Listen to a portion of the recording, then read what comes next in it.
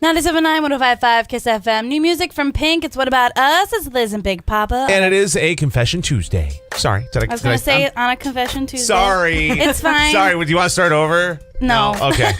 Life coach Rebeccah Silence in studio. InspiredResultsCoach.com. Good morning. Good morning. So how we roll on a Confession Tuesday is you go to COIKISS.com and you submit a question for Rebeccah to handle here on the air. We handle it confidentially.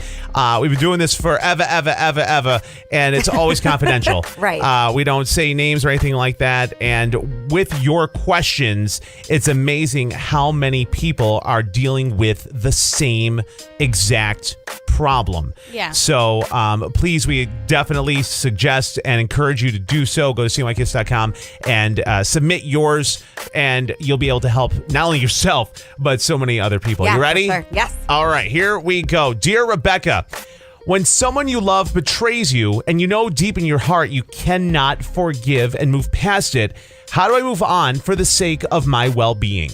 Oh, this is such a good question. Yeah, forgiveness is tough. And then it's so cliche to hear people talk about, forgive for you, forgive. Like it's the easiest thing in the world. And obviously it's not. Right. But the truth is that forgiveness is for you and never the other person. And a mentor of mine that I've worked with before. Before you get into that, when you say forgiveness is for you, not for anybody else, explain why. That's exactly what I was going to do. So this mentor of mine, his name is Eric Plattenberg, talks about if you won't forgive, you're the one drinking your own poison. Okay. Right? Because you're harboring these toxic thoughts and this toxic energy. And basically, I guess the easiest way to describe it is you don't have to forgive in terms of pretending like what happened was okay. It isn't about giving people a free pass and you're off the hook. It's just about if you're carrying resentment and a grudge and anger, that negative energy, it actually creates disease in your body and builds up toxicity in you. Oh, wow. Right? On a physical level, on an emotional level, and even on a spiritual level.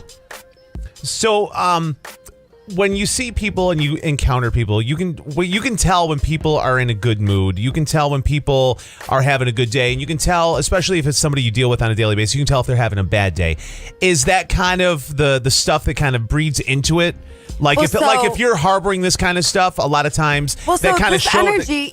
You're going to be in a vibration, right? And the vibration that you're in, I try to avoid those because once I start vibrating, I can't stop the jiggle. People will respond to your energy. So yes, people will know that this negative vibration, for lack of a better term, is going on in you. Right. But what I'm more concerned about is use the conflicts in your relationship, use the breakdowns and even the heartbreaks to your advantage for you to grow into a stronger version of yourself. If you're activated by something someone does to the point where you're really in your crap, that's actually your work to do. So where people get codependent and goofy in relationships is when they make the other person's issues their own. Oh, you're in a bad mood today, so let me walk on eggshells with you.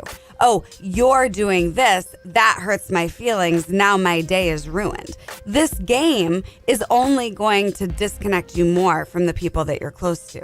Right? So relationship is meant to grow you into a better version of yourself. And I want everyone to consider that it's possible to become a person that's so responsible for what's going on with you that nobody else could make or break you. Okay, so back to the email. How do you move forward for the sake of their well-being? How does someone move forward? So here's the thing. If somebody is doing something that goes against who you are or is very harmful, for example, if you're in a monogamous relationship and you find out that the person that you're with was lying or that there was an affair, it doesn't mean the relationship can't be worked through. But what will hurt you is if you make it your fault or if you don't talk about what's going on with you. So the best advice I have is if you're in a place where you can't forgive yet, what emotion don't you want to feel? Are you avoiding being sad about this thing? Are you avoiding being angry about this thing? Is your fear something that you don't want to deal with? I'm saying face head on what's going on emotionally with you. And then we just haven't trained the person yet how to treat you. Right? So if there's a breakdown, which there will always be in any relationship, you can't have a relationship without drama. You can't. So if you want relationship, bring on the drama, bring on the conflict. Because there's no way to have the relationship without it. Right. But what happens is people use the drama against each other and hold grudges instead of learning how to be with the other person and in that process become a better version of yourself. So talk about how you feel. I'm angry. I'm sad. I'm scared. I feel disconnected from you. I feel lonely. I want us to figure out how to make this right with each other. When two people are willing to do the work to make things right with each other, magic happens and the relationship can be reinvented. When two people are punishing each other and blaming each other for their pain, the relationship is dead in the water. So you don't have to tolerate a bunch of nonsense, but figure out how you can be a stronger version of yourself that doesn't step over or ignore things that don't work for you in relationship. And then once you've gotten clear and calm and confident about what takes care of you and communicated it, if the other person doesn't stop whatever they're doing, that's on them, not on you anymore. And there's nothing to forgive. It's just, I love you too much to do this dance with you. So I'm walking away peacefully. Life coach Rebeccah Silence, inspiredresultscoach.com on a Confession Tuesday. Amazing work as always. If you're in drama, that relationship is totally the perfect relationship for you right now to grow.